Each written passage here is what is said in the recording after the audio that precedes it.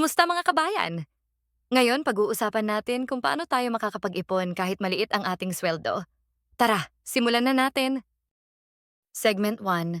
Bakit mahalaga ang pag-iipon? Ang pag-iipon ay mahalaga para sa ating kinabukasan. Nagbibigay ito ng seguridad sa mga hindi inaasahang gastos. Mga halimbawa, isipin mong may biglaang pangangailangan tulad ng pagkakasira ng sasakyan o pagkakaroon ng medical emergency. Kung may nakatabi kang emergency fund, mas madali at mas magaan ang iyong sitwasyon. Hindi mo na kailangang mangutang o magpaka-stress sa paghahanap ng pera.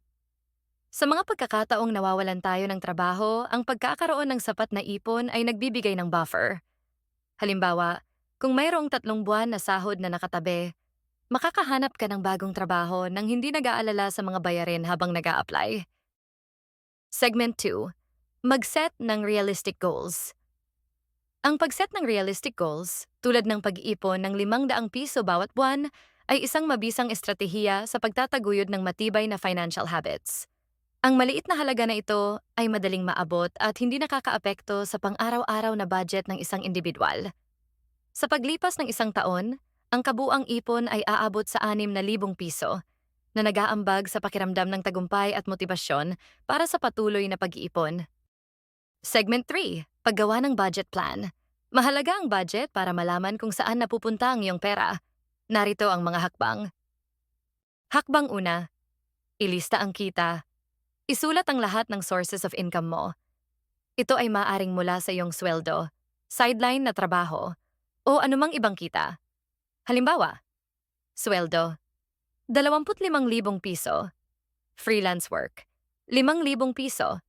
Total na kita, ₱30,000. Hakbang 2. Ilista ang gastusin.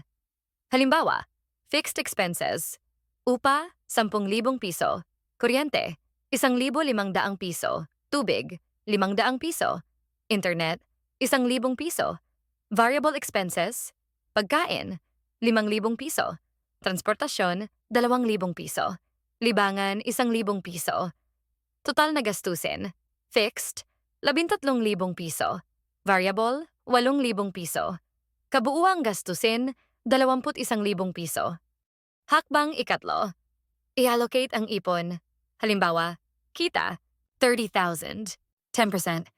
Para sa ipon, 30,000 times 0.10 equals 3,000. Matitira pagkatapos ng mga gastusin.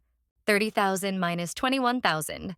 Total na gastusin, minus 3,000. Ipon equals 6,000. Segment 4. Maghanap ng extra income. Maghanap ng extra income kung may oras. Narito ang ilang side hustles. Halimbawa, 1. Online selling. Magbenta ng hindi na kailangan na gamit. Pangalawa, freelancing.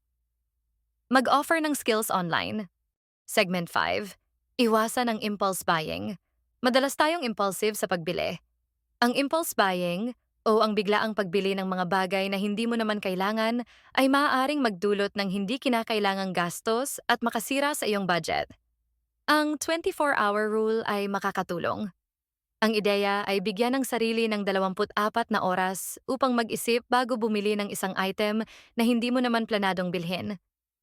Sa ganitong paraan, maaari mong suriin kung talagang kailangan mo ang bagay na iyon o kung ito ay isang impulsive na desisyon. Salamat sa panunood! Kung nagustuhan mo ang video na ito, huwag kalimutang mag-follow, like at mag-subscribe para sa iba pang mga update. Ingat at kita-kits sa susunod na video.